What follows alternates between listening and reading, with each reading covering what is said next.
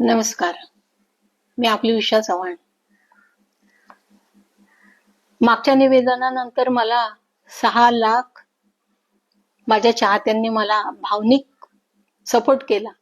त्याबद्दल मी उषा चव्हाण कडू देशमुख व माझा मुलगा हृदयनाथ दत्तात्रय कडू देशमुख तुमचे मनपूर्वक आभार मानतो.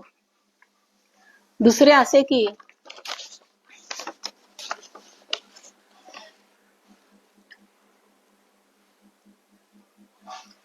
सरकार आणि नगर विकास विभागाकडून मिळालेल्या आश्वासनानंतर आम्ही विश्वास ठेवला होता.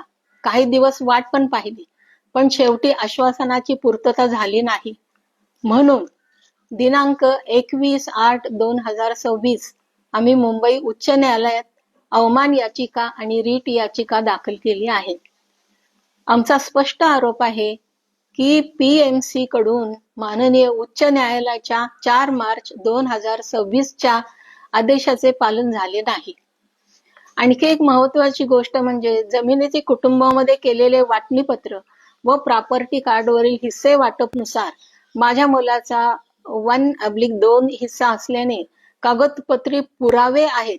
कागदपत्री पुरावेनुसार आमचा कायदेशीर एकूण 50% हक्क मागत आहोत. हा दावा आम्ही दस्तऐवज आणि पुराव्याच्या आधारावर न्यायालयासमोर मांडत आहोत.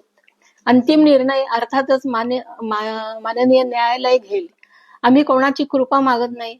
आम्ही आमच्या पुराव्यानिशी कायदेशीर हक्क मागत आहोत. आणि माझ्यावर काही बोलण्यापूर्वी एक गोष्ट लक्षात ठेवावी. चिखलात पडणाऱ्यांनी खुशाल चिखलात लोळावे गाढवासारखे. दुसऱ्यांच्या अंगावर शिंतोडे उडवू नये. आपल्या कर्माकडे नक्की बघा नीट. देव बघत आहे तुमच्याकडे. आमचं काय, हत्ती चलताय कुत्ते भुंकते. आम्ही तसंच वागणार. आता आमचा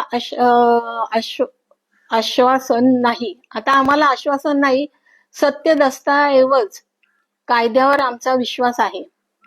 न्याय मिळेपर्यंत ही लढाई थांबणार नाही.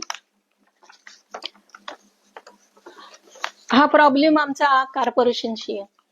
आणि दुसरी गोष्ट म्हणजे वैयक्तिक असं काही नाही. ज्यांनी ऑपोजिटच्या लोकांनी जे काय उपद्व्याप केलेत आणि कॉर्पोरेशनने त्यांना मोठा सपोर्ट केलाय, त्याकरता आम्ही माननीय शिंदे साहेबांकडे गेलो होतो. जीवन गौरव अजून तिथेच येतो.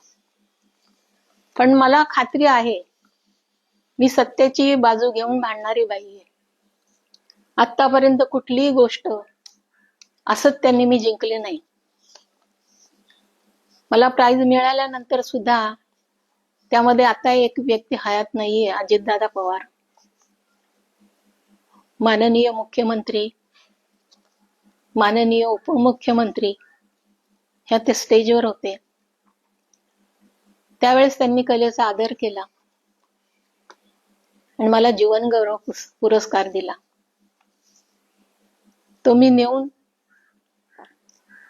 दिघांच्या आश्रमामध्ये नेऊन ठेवलेला आहे. मला खात्री आहे तिथून न्याय मिळेल.